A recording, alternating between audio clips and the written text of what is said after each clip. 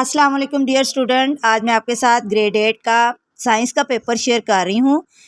ये वीडियो देखने के बाद अब आपको ना तो अपनी बुक की ज़रूरत है और ना ही आपको कोई और वीडियो मज़ीद देखने की ज़रूरत है, क्योंकि मैंने इसमें साइंस के तमाम वर्जन्स के जो क्वेश्चंस थे वो सारे एक जगह पे इकट्ठे कर दिए हैं। आप सिर्फ यही क्वेश्चन अब याद करें और इन्हीं क्वेश्चंस में से ही आपको जो है ना वो क्वेश्चन आएंगे। और इसके अलावा एमसीक्यूज़ की एक वीडियो भी मैं पहले बना चुकी हूँ, उसमें मैंने तमाम वर्जन के एमसीक्यूज़ भी शेयर कर दिए हैं। आप वो वीडियो भी चेक कर लें और वहाँ से एमसीक्यूज़ याद कर लें। 15 नंबर आपके वहाँ से आ जाएंगे और बाकी 35 मार्क्स का पूरा पेपर आपका इन्हीं क्वेश्चन में से सॉल्व होगा। और ये कोई गेस्ट पेपर नहीं है, ये ओरिजिनल पेपर 10 वर्जन के उसके सारे क्वेश्चन मैंने एक जगह पे इकट्ठे किए हैं। ये टोटल 30 क्वेश्चन है। इनमें से आप जितने मैक्सिमम याद कर लें अच्छी तरह तो आपका पूरा का पूरा पेपर 100% सॉल्व हो जाएगा। आपको अब बुक से भी कुछ भी देखने की ज़रूरत नहीं है। तो चलिए स्टार्ट करते हैं हमारा फर्स्ट वर्जन का first question. What is neuron? Right the function of all 3 types of neuron. Neuron is the basic structural and functional unit of the nervous system. ये हमारे नर्वस सिस्टम का बेसिक स्ट्रक्चरल फंक्शनल यूनिट होता है और ये message को transmit करता है in the form of electrochemical waves, जिनको हम नर्व इम्पल्सेस कहते हैं। अब न्यूरॉन्स जो हैं वो 3 तरह के होते हैं।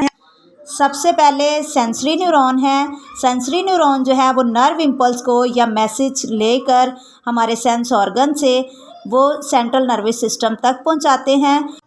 नंबर 2 हमारे मोटर न्यूरॉन्स होते हैं, जो कि ब्रेन से मैसेज को यानी नर्व इम्पल्स को लेकर जो है वो हमारे इफेक्टर्स तक यानी हमारे उन बॉडी पार्ट्स तक पहुंचाते हैं जिन्होंने कोई रिस्पॉन्स शो करना होता है।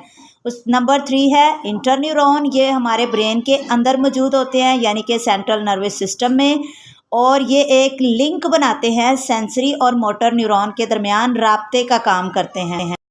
नेक्स्ट क्वेश्चन है 3 example of receptor and 2 example of effector. Receptor आपको पता है हमारी बॉडी के वो स्पेशल सेल्स हैं जो माहौल में होने वाली किसी भी चेंज को महसूस करते हैं या स्टिमुलाई को महसूस करते हैं। तो इसकी 3 एग्जाम्पल देनी है, special cells, tissues, organ of sense organ. उसके बाद इफेक्टर्स की एग्जाम्पल देनी है 2 एग्जाम्पल। तो इसमें हमारे मसल्स होते हैं और ग्लैंड्स होते हैं जो भी ब्रेन से मैसेज आता है फिर उसके लिए वो कोई केमिकल रिलीज़ करते हैं, जिसके नतीजे में हमारे मसल्स होते हैं वो कोई रिस्पॉन्स शो करते हैं। नेक्स्ट क्वेश्चन है डिफॉरेस्टेशन यानी जंगलात का काटना, दरख्तों का काट देना। तो इसको डिफ़ाइन करना है द डिस्ट्रक्शन ऑफ फॉरेस्ट यानी जंगलात को तबाह कर देना, ख़त्म कर देना as a result of human activities. जो इंसानों की जो एक्टिविटीज़ होती हैं उसके नतीजे में जब जंगलात ख़त्म हो जाते हैं तो इसको हम कहते हैं deforestation. Next question right the 5 effect of deforestation on the environment. हमारी इन्वायरमेंट के ऊपर डिफॉरेस्टेशन अगर हम यानी जंगलात को काट देंगे तो फिर हमारी इन्वायरमेंट पे क्या असरात होंगे। तो 5 इफ़ेक्ट बताने हैं क्योंकि 5 नंबर का क्वेश्चन है। तो it changes to weather and climate. इसमें सबसे पहले तो ये होगा कि हमारा वेदर और क्लाइमेट यानी हमारे मौसम बदल जाएंगे, हमारी आबो हवा बदल जाएगी। Cutting tree leads to soil erosion. इसके अलावा हमारी जो सॉइल एरोजन जो है ना वो हो जाएगी यानी मिट्टी का कटाव शुरू हो जाएगा, क्योंकि दरख्तों की जड़ों की वजह से मिट्टी मजबूत रहती है। जब दरख्त नहीं होंगे तो फिर वो मिट्टी जो है वो बिखरना शुरू हो जाएगी, टूटना शुरू हो जाएगी। नंबर 3 है due to cutting of forest the rate of evaporation is reduce. अगर हम फॉरेस्ट को कट कर देंगे, दरख्तों को कट कर देंगे तो जो इवेपोरेशन का रेट है वो भी डिक्रीज़ हो जाएगा, क्योंकि दरख्तों में से जो पानी के कतरे निकल रहे होते हैं वो भी कम हो जाएंगे तो हवा में नमी कम हो जाएगी। नंबर 4 है roots of trees hold the soil. जो ट्रीज़ की रूट्स होती हैं वो सॉइल को पकड़ के रखती हैं, मजबूती से जकड़ के रखती हैं, तो अगर वो नहीं होंगे तो वही सॉइल एरोजन होगी। नंबर 5 है deforestation decrease carbon dioxide consumption by the plant. आपको पता है जो प्लांट है हमारे हवा से कार्बन डाइऑक्साइड को यूज़ करते हैं और उसको अपनी फोटोसिंथेसिस में फूड बनाने के लिए इस्तेमाल करते हैं। तो अगर ट्री नहीं होंगे तो हवा के अंदर कार्बन डाइऑक्साइड जो है वो उसकी मिकदार बढ़ जाएगी। Next question define reactant and explain with the help of example. तो रिएक्टेंट वो होते हैं, हम कोई भी 2-3 चीज़ें लेके जब मिक्स करते हैं वो हमारे रिएक्टेंट है, और उनके मिक्सचर के नतीजे में जो एक नई चीज़ बनेगी वो हमारी प्रोडक्ट होती है। तो यहाँ पे उन्होंने रिएक्टेंट का पूछा है और साथ एग्जाम्पल भी देनी है। तो इसमें एक एग्जाम्पल है एलुमिनियम प्लस ऑक्सीजन। तो ये एलुमिनियम और ऑक्सीजन हमारे दोनों रिएक्टेंट हैं। जब हम इन दोनों को मिक्स करेंगे तो इनके मिलने से एक नई प्रोडक्ट बनेगी जो कि एलुमिनियम ऑक्साइड है। Next question, right the difference between exothermic and endothermic reaction and give one example of each. तो हमारे दो तरह के रिएक्शन होते हैं, एक्सोथर्मिक होते हैं और एंडोथर्मिक होते हैं। एंडोथर्मिक वो रिएक्शन होते हैं जिसके दौरान हीट एब्जॉर्ब होती है, और ये उसकी एग्जांपल दी हुई है CaCO3 यानी कैल्शियम कार्बोनेट, और हीट एब्जॉर्ब होगी और इससे बनेगा कैल्शियम ऑक्साइड और प्लस कार्बन डाइऑक्साइड गैस इसमें खारिज होगी। दूसरा है the reaction during which heat is given out. दूसरे वो रिएक्शन है जिनमें हीट जो है वो खारिज होती है। जब हम रिएक्शन कोई करवाते हैं तो हीट खारिज हो रही होती है, तो उसको हम कहते हैं एक्सोथर्मिक रिएक्शन। तो इसकी एग्जांपल है C+O2 यानी जब कार्बन और ऑक्सीजन को इकट्ठा करते हैं तो कार्बन डाइऑक्साइड बनती है और साथ ही समल में हीट भी खारिज होती है। नेक्स्ट क्वेश्चन में ये 3 इक्वेशंस दी हुई हैं, इनको आपने बैलेंस करना है। ये आपने लाजमी याद करना है क्योंकि हर वर्जन के अंदर ये जो है ना इक्वेशंस आई हुई हैं। तो इक्वेशन को बैलेंस करने के लिए आपने एक एक एलिमेंट के पहले एटम्स को काउंट करना है। इसमें देखिए नंबर 1 है Fe + Cl2 गिव्स FeCl3। तो इसमें एक साइड पे आपने पहले Fe के 2 कंप्लीट कर लेने हैं। तो जब इसके 2 हो गए तो दूसरी साइड पे Cl के 3 2 6 हो गए हैं। तो इस वजह से हम इधर जो है रिएक्टेंट में भी Cl2 के साथ 3 लगा देंगे तो हमारे दोनों साइडों पे पूरे हो जाएंगे। इसी तरह सेकंड रिएक्शन है उसमें भी जो है ना Al के साथ 4 लगा देना है, और ये इक्वेशन बैलेंस हुई हुई है। आप इसको यहाँ से देख लें तो, और इसको अच्छी तरह याद कर।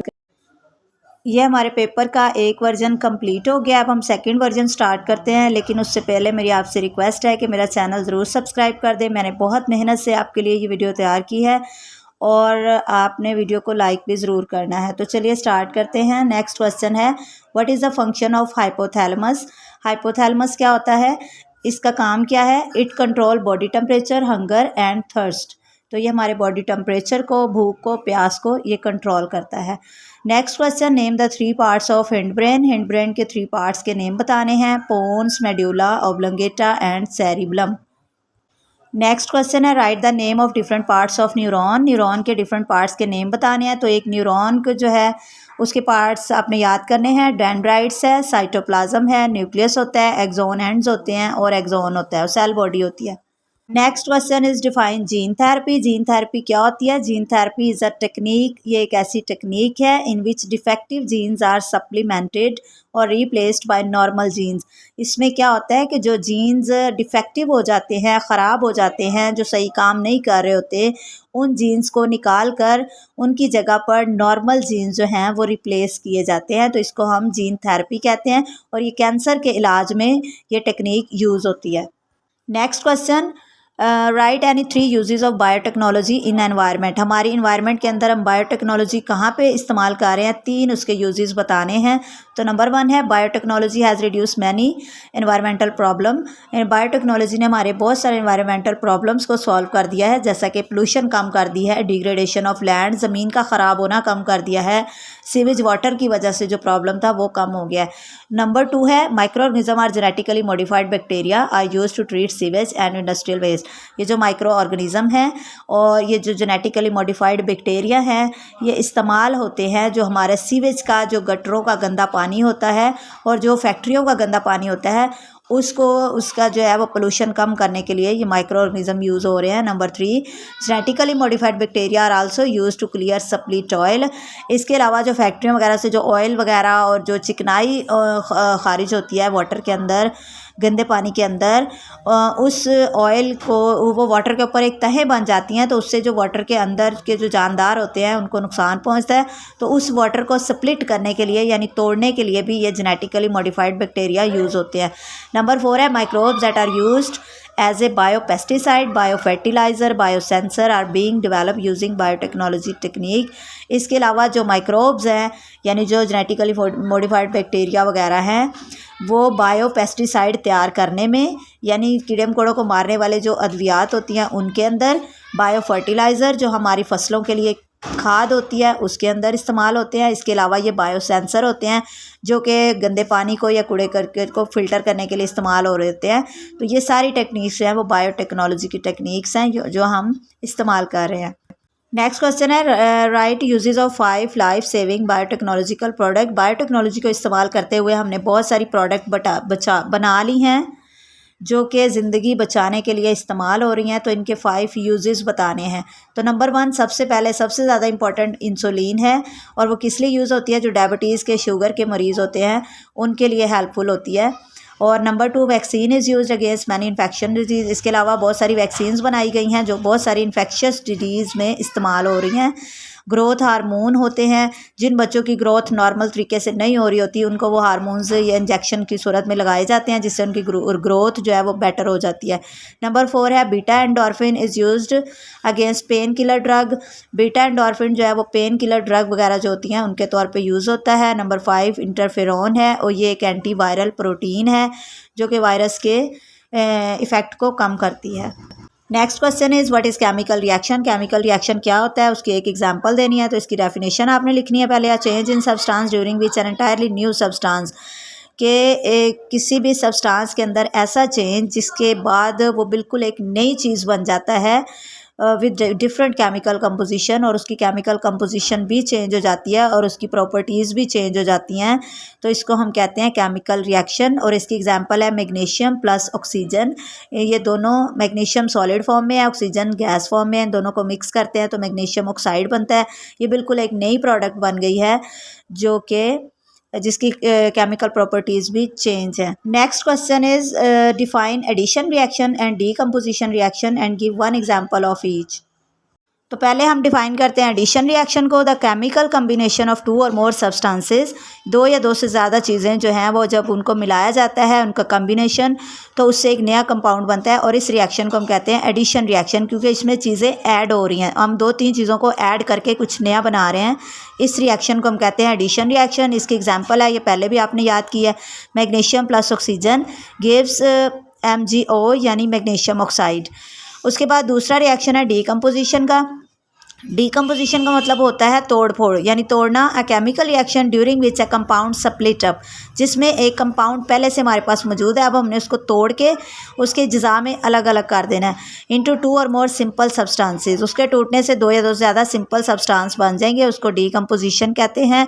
और इसकी एग्जांपल है कैल्शियम कार्बोनेट। कैल्शियम कार्बोनेट को जब गर्म किया जाएगा ये टूट जाता है, और इसके टूटने से calcium oxide plus carbon dioxide gas खारिज होती है, और ये डीकम्पोजिशन रिएक्शन है।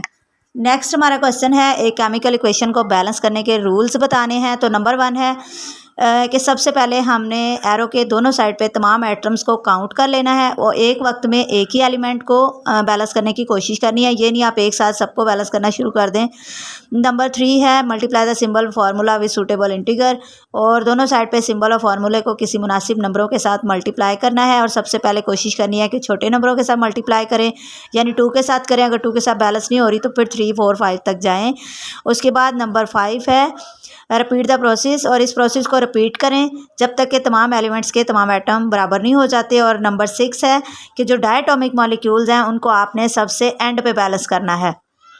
नेक्स्ट क्वेश्चन में ये 3 इक्वेशंस दी हुई हैं, इन इक्वेशंस को बैलेंस करना है। ये यहाँ पे बैलेंस की हुई है, आपने इसको अच्छी तरह से याद कर लेना है। ये बैलेंस इक्वेशन वाला क्वेश्चन जो है वो हर पेपर के हर वर्जन के एंड पे आखिरी क्वेश्चन यही है कि आपने बैलेंस करना है। तो ये टोटल 3 इक्वेशंस हैं, वही बार बार रिपीट हो रही हैं तीनों सारे वर्जन्स में।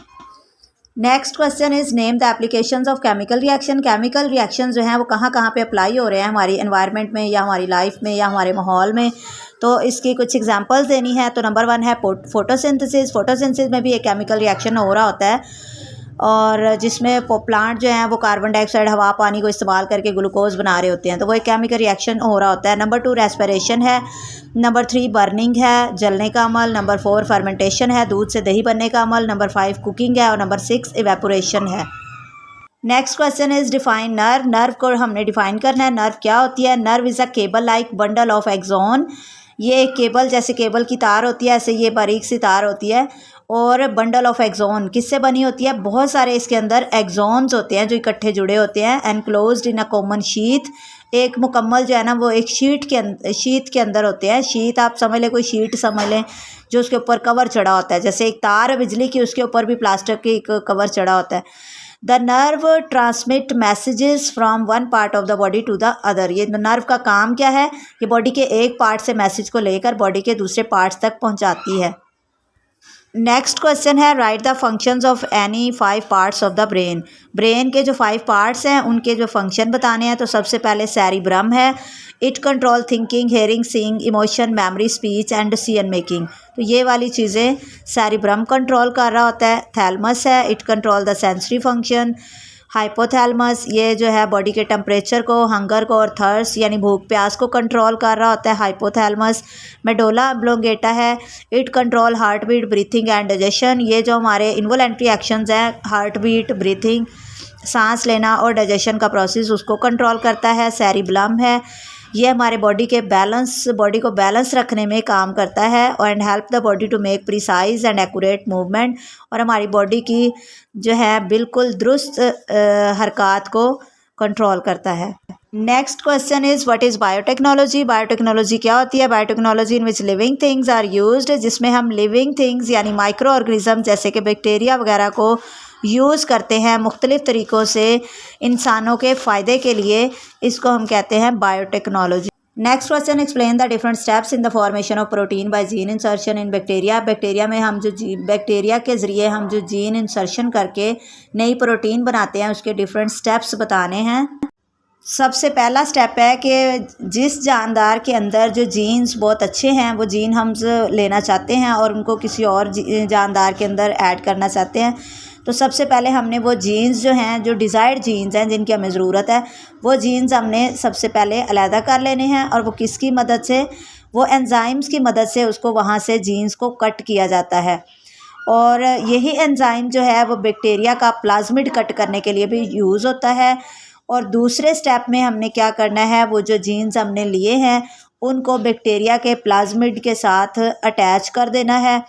Attach gene of desired product and plasmid DNA are collectively. अब ये जो बैक्टीरिया का प्लाज्मिड है इसके अंदर नए जीन्स भी आ गए हैं, तो अब हम इसको कहते हैं रिकम्बिनेंट डीएनए। स्टेप सी है, इस स्टेप के अंदर जो रिकम्बिनेंट डीएनए है, जो अब हमारा नया डीएनए बन गया है जिसमें हमने वो अच्छे वाले जीन्स भी शामिल कर दिए हैं, वो वापस बैक्टीरिया के अंदर इंसर्ट कर दिया जाता है ताकि वहाँ पे बैक्टीरिया की ग्रोथ हो और ये जो प्लाज्मिड है ये भी वहाँ पे डुप्लिकेट हो जाए, इसकी कॉपियाँ तैयार हों।